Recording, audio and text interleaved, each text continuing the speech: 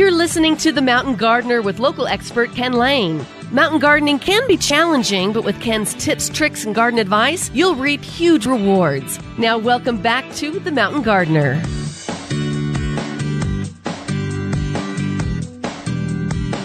And welcome to this week's edition of The Mountain Gardener. Your host, Ken Lane, just talking about the landscapes of northern Arizona. And we finally went from like Indian summer to winter.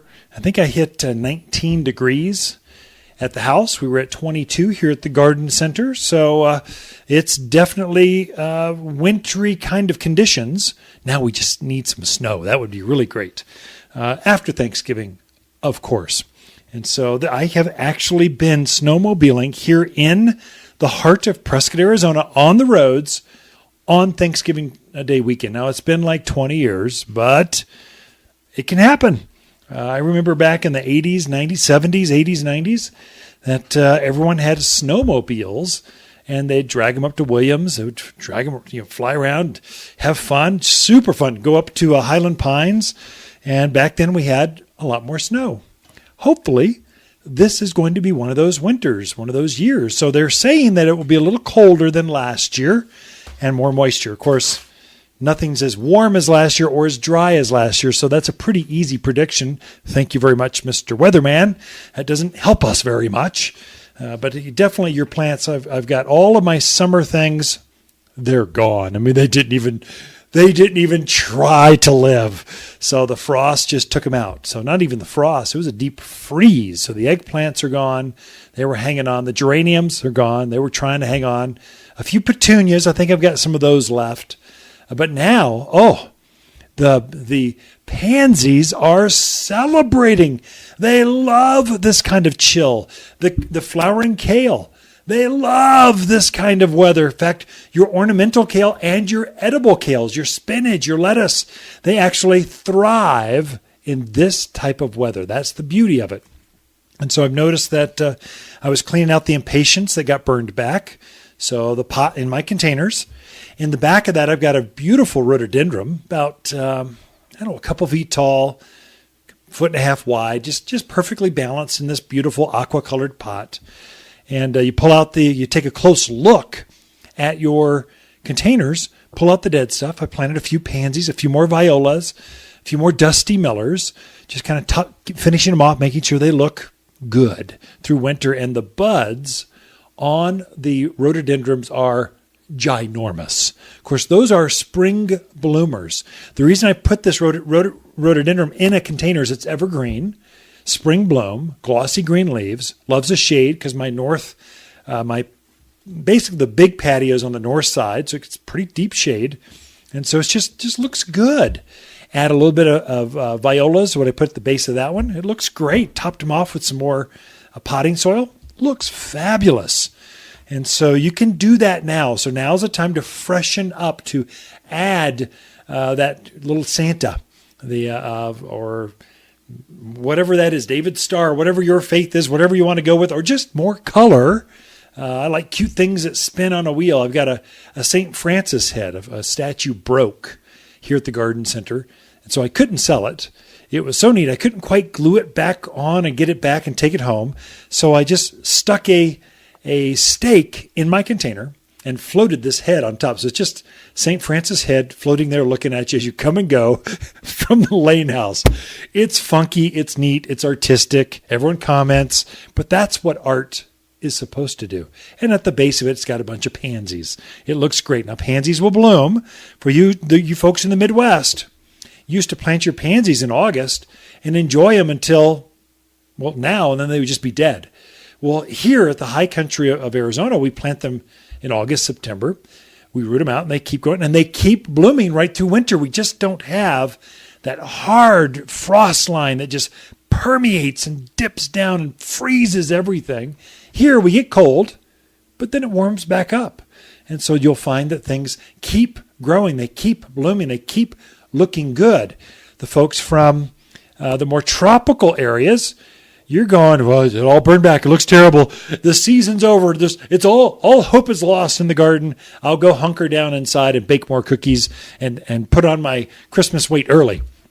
But no, you can actually be out there and have some color and look good right through winter. Now, not all of my gardens will be planted, just the strategic ones. I planted some lavender. What did I plant this week? Dusty Miller. I love that because when the days get real short, Dusty Miller has this beautiful silvery gray foliage. In the spring, it's got a yellow flower. It's kind of pretty, but really the foliage is what looks great. And so it looks like I've got one more week left on my maple trees. It's kind of the color's done. And really, I'm done sweeping up leaves and raking leaves out of the thyme lawn and out of the garage and out of the front door and down the stairs and out the back door. Just the wind carries it in. I'm ready for that thing to be done. And it almost is. So it's had 3 weeks of fabulous color. Okay, that's good. It's time. That's another reason that I like fall-colored trees that show and then blow away. The leaves just drop and go. I like that. Now, some plants are not good at releasing their leaves. They turn color, then they hang on to this brown leaf forever. And so over the entire winter season, they just drop stuff all the time. It's never ending, no relief. You never get ahead of it. Kind of trashy. I think of sycamores that way. They're always dropping leaves, and so next spring, about April, the leaves will finally start pushing new foliage out. So it will shed the old foliage, and that's kind of when it finally drops. But 5 months of leaf drop, that is no good in my world. I mean, great shade tree, super hardy. There's a native variety, got a lot going for it.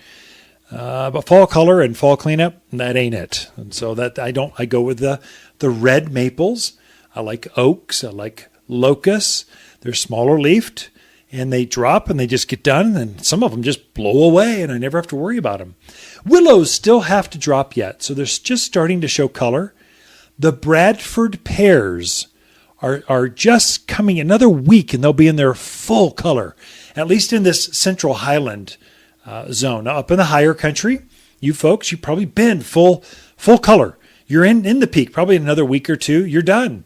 So you're about 2-3 weeks ahead of the lower elevations. You folks tuned in down in Camp Verde, Cottonwood, Sedona, Kingman, those lower elevations at 4 to 3,500, 3 to 5,000 foot level. You're a little bit later yet. So it might be middle of December before those ornamental pears. What else is like that? Crab apples, serviceberry.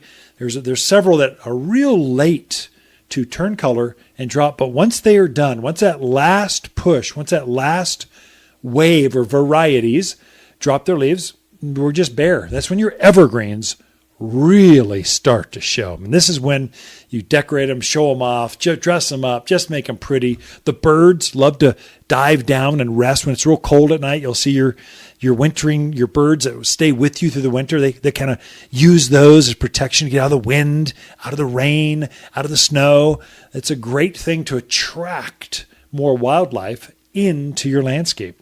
And so that's where your Colorado spruce, Fat Albert spruce, hoop-size spruce, deodar cedars, all your junipers, cypress, Arizona cypress, all of those guys, they really come into their own. This is when they're famous. And this is when you should really plant them. This is when, I know it's cold out, we've had our cold and things got burned back, but this is when it's so much easier to design, to fill in, to get a feel for the balance of where evergreens should go in the yard. And your ground is not frozen at all. I think in my containers when I was adding some pansies and some more flowers, comes kale. I put some ornamental kale in. I hit a little bit of ice at the top of the containers, the flower pots. Not the ones I was planting, but my great big containers had a little bit of ice at the very, very top. I picked right through it and planted it, and it was nothing. And that's only because I had watered the night before because it got so cold. I went ahead and ran the irrigation so that a wet plant is much tougher going through cold than a dry plant. And so I'd watered right before that real killer cold came, and the plants were happy. So the plants that would winter over with you, like the rhododendrons, the pansies, the kales, those things, they like to be hydrated before the cold hits. They come through stronger, better. Be right back with a lot of garden tips with Lisa Waterslane. We'll be right in the studio after this. You're listening to local garden expert Ken Lane, also known as the Mountain Gardener. Ken can be found throughout the week at Waters Garden Center in Prescott. Listen each week as he answers timely garden questions unique to mountain landscapes. The holidays are here in the Christmas City, bringing family and friends together and those chilly winter winds. While you're decorating the outside, don't forget to brighten your inside with exotic holiday plants from Waters. Beautiful poinsettias and Christmas cactus are coming to town, grown exclusively for Waters in colors you won't find anywhere else. Unique, vibrant, and guaranteed to warm up even the dreariest of winter days. Check your list twice for all the holiday plants, only found at Waters Garden Center, 1815 Iron Springs Road in Prescott. Hi, Lisa here with the plants of the week and our Sunshine Daydream Abelia. Pink and white flowers continually cover this brightly yellow shrub. Very pretty. Requires less maintenance than all the other cultivars with a compact, creamy foliage. At $34, it's a garden designer's dream bloomer that takes heat, wind, and blooms even longer with a bit of midday shade. Waters Garden Center, 1815 Iron Springs Road in Prescott. For people who love easy perennials, love to shop. You're listening to The Mountain Gardener with local expert Ken Lane. Mountain gardening can be challenging, but with Ken's tips, tricks, and garden advice, you'll reap huge rewards. Now welcome back to The Mountain Gardener.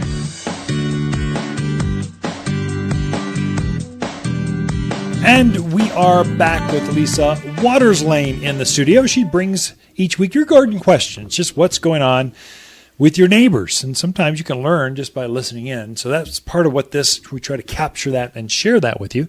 So welcome back to the studio, Lisa. Thank you.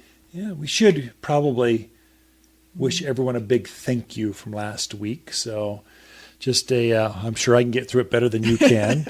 But a big thank you for all of your sympathy, folks, wishes and that kind of stuff from last week. Lisa lost her sister, Cheryl. She was 59 years old, pancreatic cancer. Pancreatic cancer, thank you. So it was a hard time last week. And so the staff rallied, the community rallied, and just thank you very much. Appreciate that. So on a lighter note, let's talk gardening, shall we? That's always better, isn't it? And now you want me to talk gardening. Oh, man. So anyway, what are some of the garden questions? I'm sure it's death and decay and mayhem out there. Well, it's winter. Yeah. Someone came in with a rose just a few minutes ago before I came on. Going, what's wrong with my rose? Went, it's hail damage from like 2 months ago. Mm-hmm. All those leaves will drop off. Don't worry about it. You don't need to spray. There's nothing to do. Fertilize it. It'll come out of it next spring. Right. So that seems to be a theme right now. That's the theme. And I think with a lot of people moving in, they're not used to things going dormant. So they're not used to seeing things turn brown and leaves fall off. And that's very concerning to them. They're used to their gardener coming in and trimming every week, the entire landscape, every month out of the year. Things here we slow down, which is kind of nice. Mm-hmm. It gives you that freshness. It lets plants rest. Right. So they can put on that next really big flush of spring flower.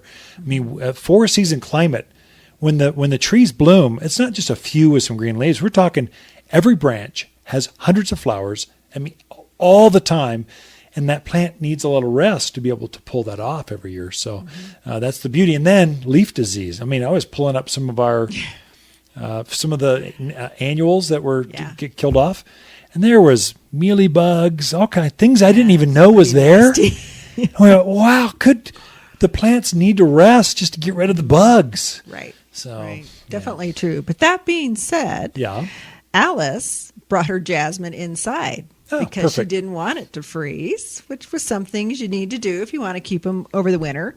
But now she has spotting on the leaves, kind of like you were mentioning. But she also has little gnats all flying around. Yeah. And she wants to know, do I need to worry about the spotting? How do I take care of the gnats? All that kind of stuff. Spotting, I'm not quite sure what it is, just because it could be anything. More than likely, it's related to the fungus gnats. So she's got little gnats. So she's got basically maggots of the soil. So she's got little tiny white worms in the soil of that jade. And so they're eating the root, jasmine. They're eating the roots off. And so that once the roots get small enough, you'll see the stress on the upper foliage. What to do? Kill the gnats. And so the way to do that is we've got a systemic granule. That's the actual name. And you sprinkle on the soil, water it in, and it goes to the soil and kills off the larva of this gnat. Once you kill those off, the gnats just naturally die through attrition. If you really want to get rid of the gnats right now, they live maybe 3, 4, 5 days and they die off. You could spray it with triple action. There's a spray that's organic in the yard, in the house, that you can spray and won't stink it up. Isn't dangerous. Isn't going to vaporize off and then go kill the puppy dogs. It's much safer. So use organics, especially indoors. So triple action is what I would do. That would also help with your spotting in case it is fungal, like a leaf spot, fungal, that kind of stuff. Mm-hmm. So before I bring anything indoors, I always hose it down with water. I just have water go through the soil till it's flushed out. That gets rid of pill bugs and earwigs that live in the holes of the base. They just can't take all that water. So I really flush it out. I spray the entire thing down with triple action. Then I'll bring it indoors and monitor it and see if I see like fungus gnats. Very common. If you do, you put the systemic granules on. Mm-hmm. So that's kind of the process. If you get in trouble, come talk to us. Also, it's a time to clean it up. There's some dead leaves underneath. Yeah. Take all those out, trim it back, give it a haircut, and then you fertilize it after it's adjusted indoors. It'll flush new growth and grow indoors. It'll bloom indoors. Right. You just got to deal with some little buggies for a while. Yeah, a bit. The other thing we have that's good to get rid of the adults that are flying around is yellow sticky trap. It's like a yellow piece of paper that has a sticky to it, and they're attracted to that yellow. So that gets rid of the adults that are flying around. Yeah. And then the systemic granules get rid of the maggots. Good idea. And you didn't generally stick those in the backside of the plant. And as they come up, they can't go. They just always fly to the light, and they get stuck on this yellow paper. Right. So it's highly, highly effective for more than just fungus gnats, white flies, sure, all kinds of stuff. Yeah. So what other questions you got for us? You bet. Sherry, her hydrangea finally froze out, so it looks hideous. Okay. Wants to know, can she cut it back now, and should she mulch over it through the winter? Yeah, you can cut it back now. Generally what we do is we'll leave the foliage in place to help insulate. So if hydrangea can be knee high pretty easily. And so you leave that foliage. I know it looks pretty ratty. Ours are looking pretty rough too. They were in bloom like a week ago. Now they're like brown. And so you kind of leave that up there and let it go. Plus, it still has some sugars and some carbohydrates up in the in the stems. It'll actually pull some of that down into the roots and help it to winter over. I'd say if you cut it back, you just can't stand it. Yeah, probably get some shredded bark or some nice compost. Winter that over. Then it will flush here truly like a perennial. They'll come back from the roots and bloom again next spring if you got the right variety. So I'm assuming she bought it from us, which we only sell repeat blooming hydrangeas. It'll be fine, and so it'll come back from the ground and bloom again. Mm-hmm. Okay. Next question is from Bruce. It's about irrigation. Okay, here we go. Says he's gotten different advice from his neighbors, but wants to know, should he drain and winterize his irrigation system? Yeah, this is a common one. No, that's more of a Flagstaff, White Mountains, Williams, that 6,000 foot plus, 6,500 foot. It's a higher elevations. There they can actually get a frost line, and it's more serious. Here, we get Prescott, Payson, maybe you do that, but generally we don't do that. Definitely Kingman, the lower elevation, that Verde Valley area, those areas, they don't do that. So you're below 4,000 foot, don't worry about it. Skull Valley and Hillside and Kirkland, no, don't worry about it. Mm-hmm. Okay, if you're in Prescott, maybe. Generally what we do is we'll keep the valve box from freezing. So I took home some mulch, manure, things I'm going to use next spring. I took that home now. I bought it, took it home, and I put it on top of my valve box. Here at the garden center, you'll see bags laying up against the walls and in the landscape of brown-colored, tan-colored bags. Those are mulch. We just throw them in the nursery. We just use those to insulate, to keep that. It's like an extra layer of dirt on top of your valve box. You're fine. You're going to want to water through winter. And so if you actually blow it out and drain it, How are you going to winter? I guess by hose, but I'll actually turn our system on every once in a while and just let it run for 3, 4, 5 hours, hydrate everything, and then turn it off for another month. And so if you're going to use it, you don't want to blow it out because it's a pain to blow a system out. I would say no, you don't need that. Just make sure you don't have parts that are exposed, like backflow preventers. I've got those insulated bags over that. I've taken heat tape and wrapped around that backflow preventer and plugged it in underneath the bag and never had an issue. Inside the well house, we do heat tape and a heat lamp. Put them on thermostats, and so they come on and off. And I've thrown an extra insulated block inside the window that's in a well house. So take some common sense things to keep things from freezing. But our ground doesn't truly freeze unless we go sub-zero, which is so rare. Yeah. I wouldn't worry about it. But if you have like a timer coming off the back of your house, that's different. That you would definitely want to hose in disconnect. timers. There's battery operated timers. They were probably already gone. It's too late. You hope. They already froze, last week. Right. But if most folks have a clock in their garage or on the side of a house, and the valves are in the ground, those are different. Those are professionally installed. Mm-hmm. One's coming off the hose bib, going to the deck or those containers in the front patio. Yeah, there you want to take the clock off. But I don't think you need to blow out the irrigation. I think you just leave it there. You manually connect it on and use it through the winter. That's it. Thank you, Lisa. Good questions this week. We'll be right back with Ken and Lisa Lane and the Mountain Gardeners. The Mountain Gardener, your source for garden advice right for the higher elevation of Arizona with local garden expert and the Mountain Gardener himself, Ken Lane. Listen in every week for Ken's tips, tricks, and techniques that are guaranteed to make a difference in your yard this season. Hi, Lisa here with the plants of the week and our Arizona Gold Euonymus. An excellent choice for colored hedges and as tough as they come. This evergreen displays bold gold, head-high foliage that grows even thicker when sheared. A single shrub makes a bold statement for just $27, but in rows they make excellent visual and sound barriers. Waters Garden Center, 1815 Iron Springs Road in Prescott, where people who love bold gold hedges, they love to shop. Hi, Ken here with the plants of the week and our red clusterberry cotoneaster. Stunning white flowers cover the shrub in spring, then form red berries. A large evergreen that is tough, easy to grow, and tolerates poor soil. So thick when sheared, it's the perfect privacy for hot tubs, secluded entertainment areas, and prying eyes for just $39. Waters Garden Center, 1815 Iron Springs Road in Prescott, where people who love red-berried cotoneaster, they love to shop. You're listening to The Mountain Gardener with local expert Ken Lane. Mountain gardening can be challenging, but with Ken's tips, tricks, and garden advice, you'll reap huge rewards. Now welcome back to The Mountain Gardener. Now, as I was cleaning up my own personal yard, my container gardens mainly, I'm not pruning yet. I might trim back and clean up, that kind of stuff, but the heavy pruning, I'll wait until after the new year. I'm going to enjoy the holidays. I like to get all the leaves raked up, get a feel for what's going on in the yard. Then I rake all those leaves up. I've composted quite a bit of those leaves. I take the lawnmower, chop them up, then I add them to the compost pile. But I don't like to prune heavily because the insects are still very active right now. They have not been killed back. They're still roaming around. Your fungus, your disease, leaf spots, they're still active. We have not frozen. The plants aren't truly dormant yet.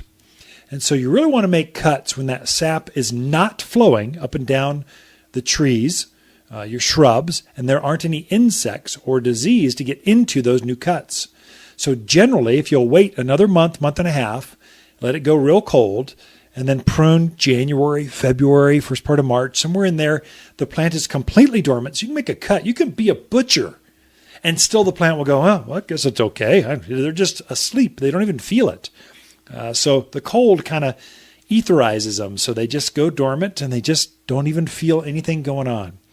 And then the cold permeates and kills off most of the insects. Now, some can winter over down in the litter at the base, deep underneath these big bark, let's say a ponderosa pine or a pinyon pine. They can maybe survive, but it thins a lot of them. And so your success goes up. And I'm just basically quoting the book right now. Your success goes up, and that is the reason why. And that's why they say do most of your pruning very late winter, early spring. And so don't be in a hurry. Hold off. If it's driving you crazy and, branch keeps hitting you in the forehead while you're raking up leaves, cut that off. But if things are impeding guests coming over to Thanksgiving dinner, cut that back. But up to 30% of the foliage mass can be cut back in any given season. And that's like a third of the plant.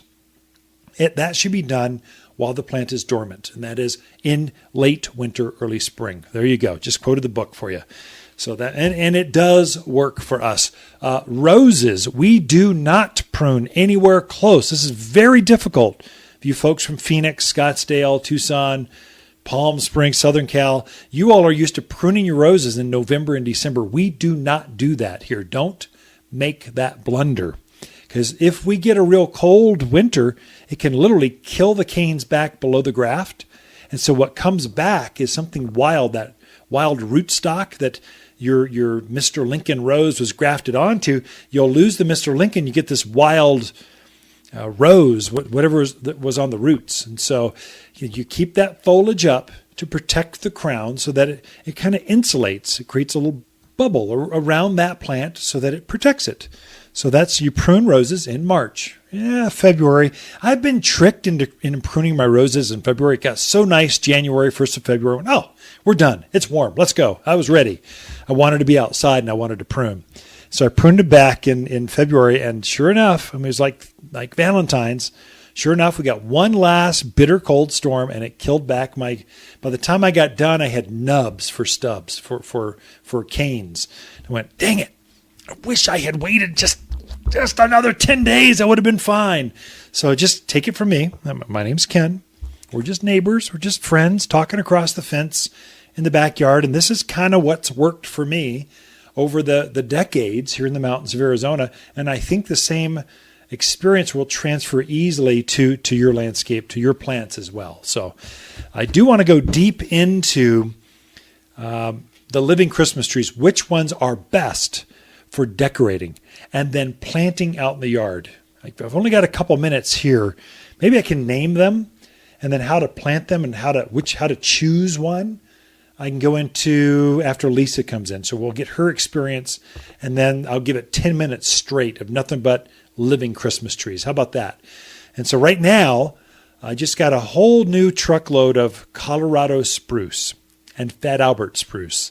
These are the perfectly shaped trees that have this perfect layer to it. They're easy to decorate. And when you don't know the name of them, you're new to the area, you've never been in spruce and pine country, you'll come in and go, I want that tree that looks like a Christmas tree. That's going to be your Colorado spruce, your Fat Albert spruce. Those are the most famous, the most popular. And I think every yard should have at least one, whether you're Christian Christmas kind of celebrator or not. It's such a pretty plant, perfectly straight trunk with swooping branches that come off the sides. It just grows really well. It naturalizes, and there's quite a few spruce that grow on the hillsides, the high country on the hills of the mountains of Arizona. So it's a Colorado spruce or a Rocky Mountain or a high altitude spruce. You'll see those. Fir and spruce, Douglas fir, Concolor fir, and Colorado spruce just grow wild in the mountains of Arizona. We've got Alberta spruce. This has been the week of Alberta spruce. It's the cutest of the little spruce trees. Very short needle, very dense. It's cute because you want to put it by the front door, put a few twinkle lights on it, and just go, welcome.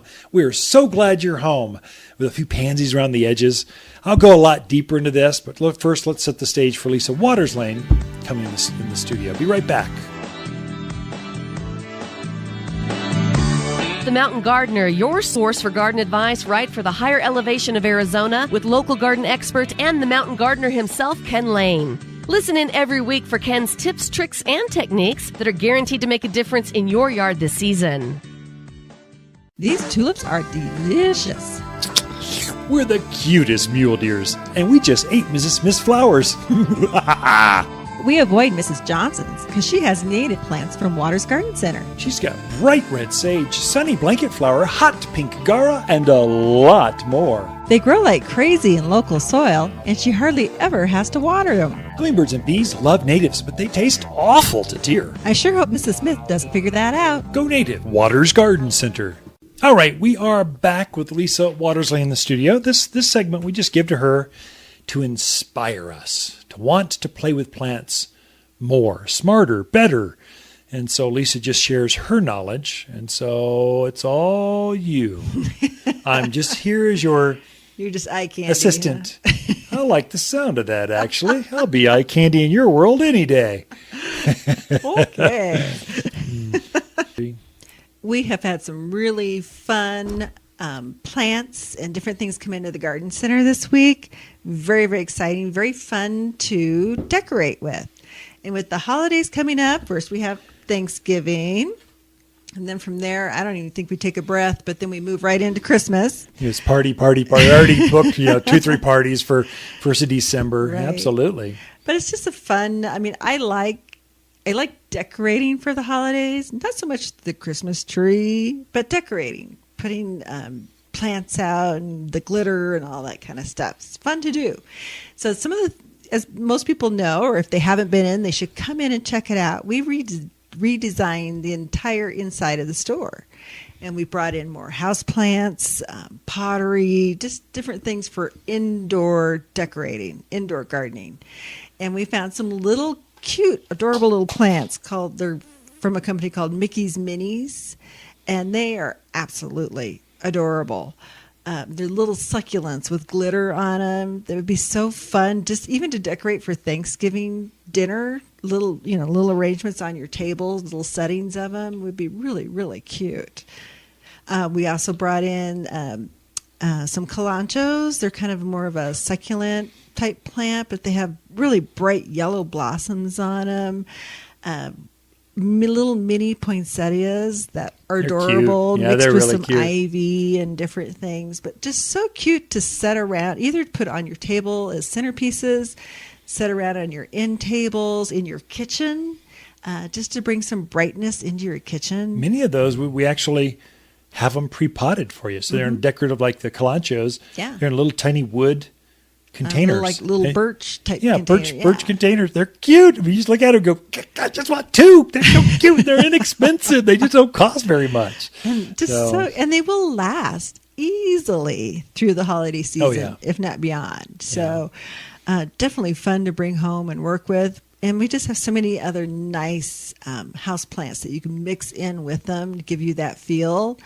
Our big poinsettias, of course, will be coming in. We get the red, traditional red, but we also try to bring in some different varieties. Every year they kind of come up with new things. In the past, they've had country quilt, which was kind of a red and cream colored one, like a patchwork quilt. Yeah. They do a frosted one. So every year, I think those growers get bored. So they're like, well, what can we do so do now? we. We just kind of go, red's good. But show me something. We've sold literally tens of thousands of reds over the decades, maybe more. It's just fun to play with some new things. So you got to I love taking, like we're at a foundation dinner that we support. We're planting gardens. We want to plant gardens. Victory Gardens. And so in Prescott Lakes last Monday, we went to this big deal. And we donated a bunch of these little tiny plants, 3 of them for each table setting. And so there's maybe 15 tables. And so they put a dot underneath everyone's seat, that 3 dots underneath that table set. And if you had a dot on your seat, you got to take one of these home. And it just went over like gangbusters. Everyone thought it was like the greatest thing ever. They're donating $1,000 to the foundation, but they take home like a $5, $6, $7 flower. They go, it's the greatest thing ever. Yeah. There's something magical about taking something living and keeping it alive. And they were just cute. They were just pretty. They would make wonderful hostess guests. So if you're going to someone's house for a Thanksgiving meal or a party, bring one of those with you. You'd be like the hit. Yeah. Because they are. They're very cute, very unique. You could take a bottle of wine and it'll be stuck with the other bottles and no one's talking about it. They're judging you mainly because they may or may not like that bottle, or they might mix your bottle up with another bottle, but a plant. It's something special. You give it right to the hostess. Oh, yeah. And everyone's talking about it, and you show it off, and you never get co-mixed with everyone else's parting gifts. And it lasts for a long time. Bottle of wine's gone, and at by our the house, evening. 10 minutes. Yeah, in the evening, it's just gone. So, But your little plant would stay there forever. yeah. And there's also the little Alberta spruce. So fun to kind of decorate up by your front door, whether you do ornaments or just ribbon or whatever you want to do on them. They're adorable by the front door. We also get in, probably more for indoor, but we get the little lavender and the rosemary trees. Yeah. That are shaped. Of course, they're shaped to look like Christmas trees, but there again, those are things that you could put it outside after the season or plant it. It'll keep going and going and going. You're not going to just throw it away. Mm-hmm. I just, before we came in the studio, I was helping a customer with a holly. It was the variegated English holly. Mm-hmm. And so we were trying to go over it. She's going to put it right by our front door. She, I had one of these. They'll last amazingly long time in a container. I go, well, how long do you get the last one to last? She said, like 7 years. Really? I can't believe that. I can't go. I came in for another one. So I just love the way it looks at that overhang by the front door. So she took some pansies and some holly home. Right. Her question was, does this variety get berries? I went, well, the variegated one, not so much. The green varieties are famous for those red berries. And we've got both at the garden center, but they go down to minus 30 degrees, something like that. More than you'd want to. Evergreen. Yeah. They scream holidays. And so you can cut some branches off and make table ornaments out of them, all kinds of stuff. We have some really pretty variegated English holly that are already tree shaped. So they take them at the growers and shaped them into kind of that Christmas tree look. Yeah. And I didn't do it last year, but I think the year before I brought one home by the front door. Right. And it was just really pretty. It was not because our front door is kind of dark back in there, and that variegated look really popped. Right now, you've got that topiaried ivy, triple balled topiary. It's got a form that it grows into, and you just kind of keep it shaped, and then you change it out. Right now, I think it still has spiders in it or something. Holiday-ish, Halloween. We'll trade that out, get rid of the pumpkins, and put in the Christmas balls and the ribbons and stuff. Yeah. And so have fun. I noticed that this morning. I'm like, okay, guess it's time to pull out the spiders. And I have this little set of feet that we set in there that look kind of funky. But yeah, definitely time to maybe get the Christmas stuff out. Keep the mailmen guessing what's going to be next. But it's fun to run lights through. It is, yeah. We just kind of keep lights in it all the time. We do. But we put more on at Christmas, especially with the grandkids coming. Got to decorate for the grandkids, right? I'll put the, probably this weekend, I'll put the icicle lights back up on the house. Yeah, we'll go overkill. So they're already saying, Pops, do I get a gift? Because every time they visit us, we're the bribe grandparents.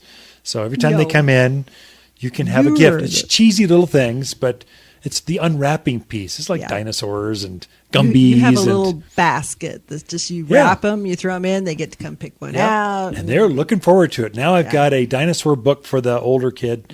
And then a dinosaur claw for the one that can't quite read yet. So you hold the claw, you read the book, and we'll see what happens. Yeah.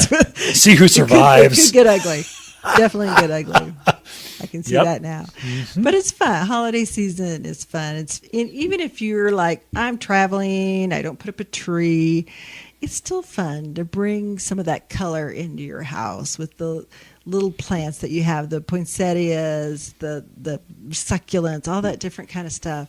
Bring that color in because you don't want to get gloomy. You don't want to get cranky. Even an RV. Yeah. You've got the step. You can have your little tree there. And, that is true. Park it and then put it out by the front door and then come in. There's always a place. You need something living, breathing, not plastic, dusty stuff. Amen. In the house. There we go. We've preached it. Of course, we own a garden center. We would preach that. So, but we've always believed that, even before we had a garden center. Okay, Ken and Lisa Lane and the Mountain Gardeners. Be right back with more great tips, tricks, and garden advice. The Mountain Gardener, your source for garden advice right for the higher elevation of Arizona with local garden expert and the Mountain Gardener himself, Ken Lane. Listen in every week for Ken's tips, tricks, and techniques that are guaranteed to make a difference in your yard this season. Wondering why my garden looks amazing? Well, that's personal. The personal garden shopper service at Waters Garden Center, that is. Before talking with my personal shopper, I had no idea which plants would be best for me. But now my garden is bursting with flowers and buzzing with hummingbirds. Just go to watersgardencenter.com, click on Shop, and choose Personal Garden Shopper. A Waters Garden expert will pick the perfect plants for you, personally. The Personal Garden Shopper, only at Waters Garden Center in Prescott. The Grinch went to Waters and couldn't believe his eyes. There were cut trees in every shape and size. He could take one home and then toss it after the season. Good! And then he saw living Christmas trees that grow and grow. So it seemed a good reason. A beautiful living tree, and have Waters plant it because of his bad knees. Have the merriest of Christmas from all of us here at Waters Garden Center. All right, as promised, let's go down the list of the best evergreen trees that have a central leader, they grow straight to the moon, have swooping branches that come down, have this beautiful Christmas tree shape to them, and are evergreen. And I had mentioned at the bottom of the hour that Colorado spruce and Fat Albert spruce were two of the most favored trees for decorating for holidays, and the reason being they're silvery in color, kind of silver blue. They've got this pointed tip with these big, it's kind of chubby at the bottom, pointed at the top. And then the difference between those two, Colorado spruce is a large plant. It gets, to the moon. It'll go past your roof and keep on going. It's a very tall tree. Not that wide, maybe 20 feet wide, but it'll go 50 feet tall easy. So a big, tall plant. It overpowers many, many landscapes. So they came out with the Fat Albert spruce. They took a root and they grafted this special kind of tree and they dwarfed it. So now you've got a tree that looks just like a Colorado spruce, same color, even better color to it, better form, but it only gets up to mid-teens, so 15 feet instead of 50 feet. That's a game changer. Now you can put a Fat Albert spruce, you can put that in a container and grow it for years. You can put it in a raised bed by a fence and it won't lift the fence up, by a driveway and it won't overpower. So Fat Albert spruce, there's a place for it. It's not that good, at the back fence line. It's not big enough to really hold its own. But if you want to hold your vistas, you've got a beautiful view, but you want a pretty tree underneath that ridge line that you're looking at. Fat Albert's perfect for that. Underneath power lines, I would say closer to the house. That's the place where you want a Fat Albert spruce. Alberta spruce, I mentioned that one as well. That one's the tiniest of all of the Christmas trees. It gets up maybe head high. It grows painfully slow. If you've got tremendous green thumbs, you're one of the best gardeners on your street, maybe you'll get this thing to grow 3 inches a year.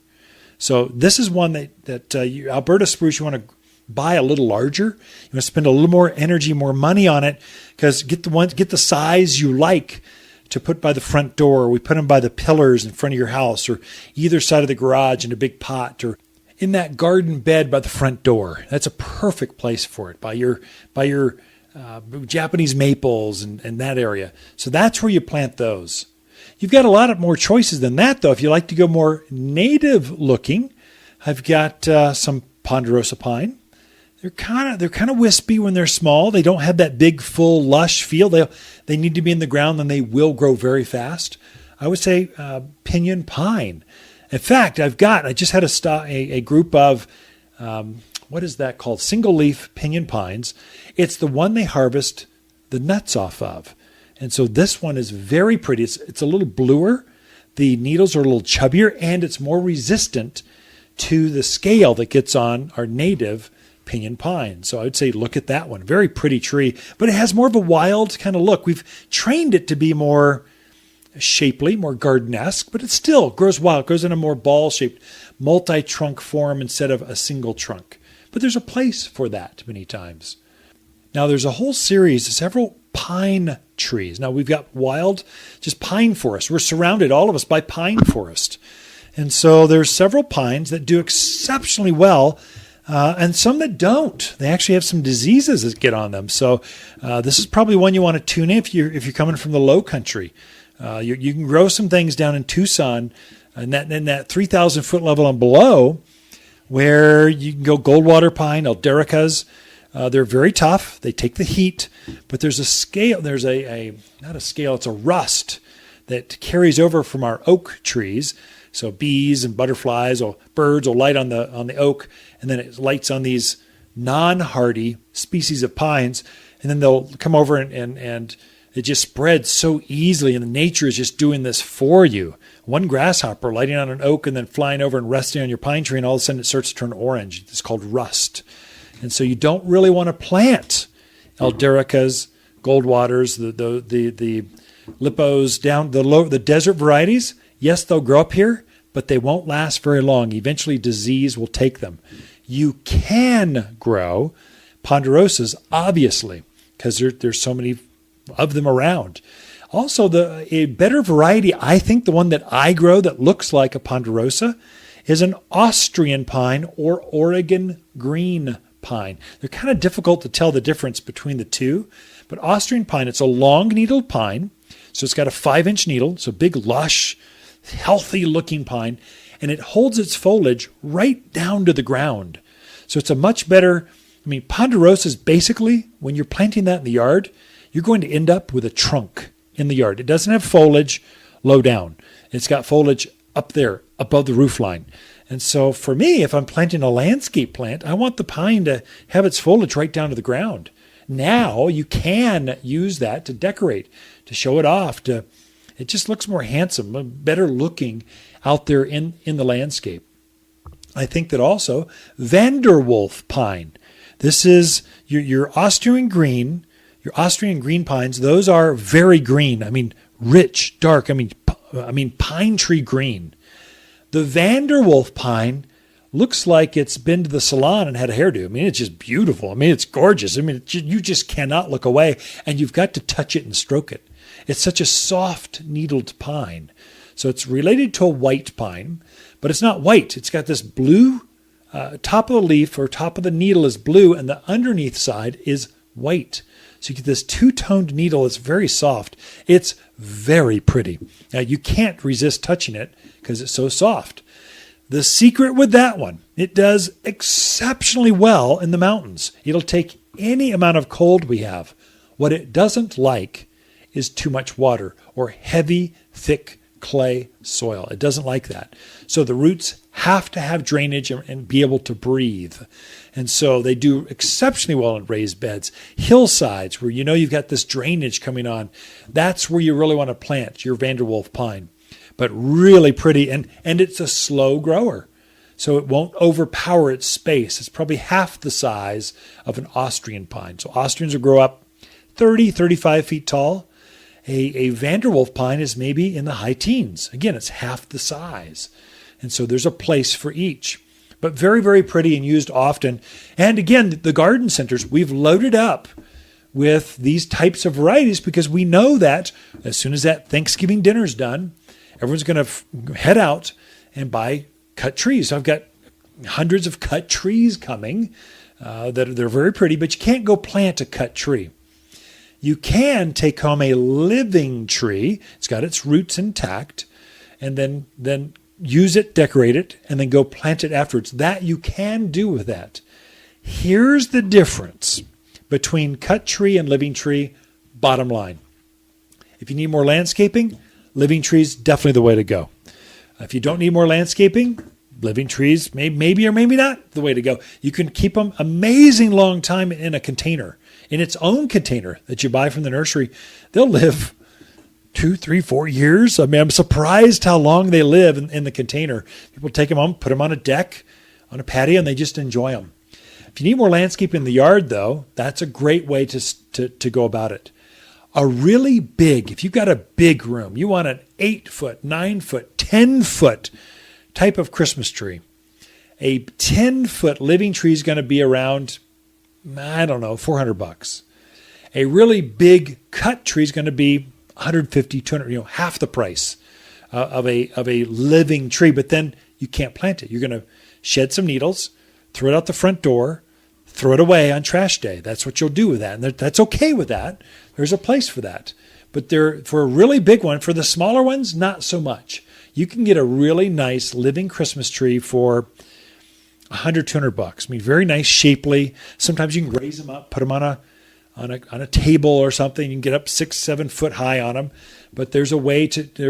So price point for the really big ones, the old ones. So an old living tree is probably 10 to 15 years old. The cost is just going to be a little more for those. Whereas a cut tree, they're using varieties that grow faster, fill in faster, and their farming techniques, they just juice them. They just basically juice them with chemicals until they just grow out of the ground so fast, and so they can harvest them. So most Christmas trees, anything but organic. But a living tree, you can do that.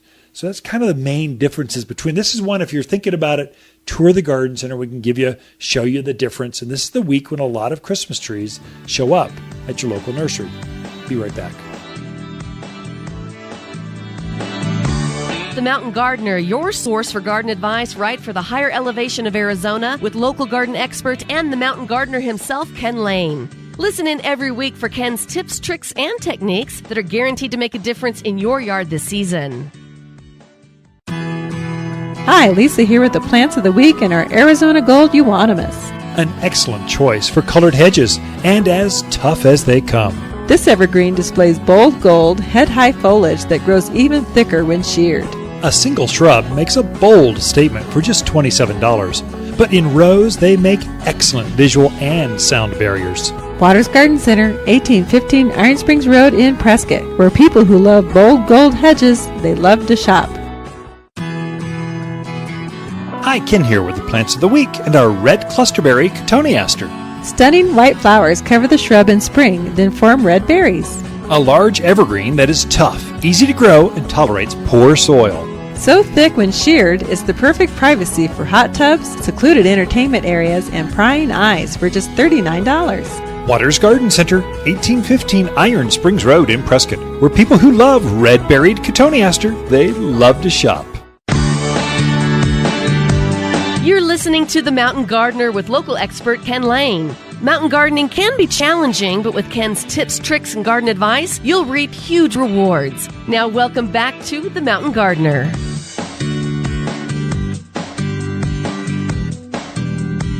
This week, if you get too pent up and you've been discouraged by the landscape, with the cold taking out your summer plants, the summer vegetables, the summer things are gone at pretty much all elevations. If you just get discouraged, come on in. We just got our first load of poinsettias, and they're miniature. They're so cute. You just want to take one and put it on your desk or give it to a friend. They're just inexpensive, and they're just cute. Succulents. We put some glitter on some succulents, and they're just holiday-ish. They're every bit living house plant for indoors, but they're just cute with sprinkles, and all kinds of holiday plants are in. I got little 2-inch African violets in every color you could think of. I think they're under $5. I mean, they're just made to be impulse, have fun, take them home, enjoy them on the kitchen counter, give them to a friend or holiday party. Just take them out and share them. Take them to a Thanksgiving, whatever, and go, here, I was thinking about you. I didn't bring wine, but I brought you this cute little lucky bamboo. And so they're just fun. If you want to go big time, we do have some spectacular. I mean, we're talking 20 inches across. We made some succulent bowls that are made to go indoors. These are tropical, and not for outdoors, or for indoor use, tropical, beautiful mixtures of garden saucers. And they're just stunning. I mean, just, you kind of go, wow, you got to go touch them and hug them and look at them and play with them and go, whoa. So we've got everything from really big to smaller. I think Lisa and I are going to head down next week and go hand pick some very large cacti and very large house plants. So a lot of new homes out there, and they're just not, they're kind of sterile.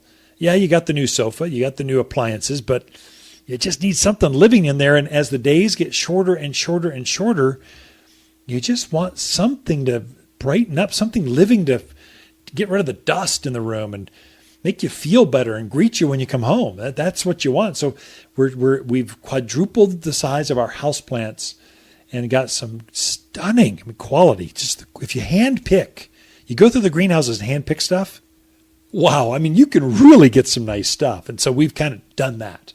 And so we're kind of leading up to Shop Small Saturday. So American Express launched this thing like 10 years ago, where, Black Friday, you go to the big boxes and people stampede, and there'll be deaths that get into Walmart or Best Buy, or just there's this people camp overnight to go get this thing. It gets crazy. And small business, we're not crazy people. We just don't have those kind of resources. But we're fun. We're boutique-y. We're smaller and more intimate. So they came up with this Shop Small Saturday. So you go to the big guys, get your $50 off a big screen TV, and then you go to the small guys, just support them. We got deals. Ours are going to be holiday plants or 10% off. That's the Saturday after Thanksgiving. And so we're trying to gear up for this push of shoppers that are going to be out there. The mood is up. Consumers feel good. I mean, customers coming in, they feel really good. It's not this down in the doldrums kind of stuff. I think it's going to be a really good holiday season, from Christmas trees to plant. Now, I'm just a plant place. A lot of garden centers have some gifty kind of stuff, garden gnomes and stuff, but we're basically plants and things that make plants grow. But we've got some really cutesy plants. I mean, some gifty plants, some take it to your next dinner party plants. I mean, it's just that kind of stuff. And they don't break the bank kind of stuff. So we're gearing up with that. Just a fun time of year. May I just be the first to wish you and yours a Merry Christmas. Can I do that a week prior to Thanksgiving? I love the holidays. Whether you believe or not believe what Christmas is or not, I just love the spirit of Christmas. It just feels good. So ringing bells for the Salvation Army and Christmas parties, I like it all. So Merry Christmas, everyone, to you and yours, and a Happy New Year. A month and a half ahead. Throughout the week, Lisa and I camp out here at Waters Garden Center. Come visit and say hi.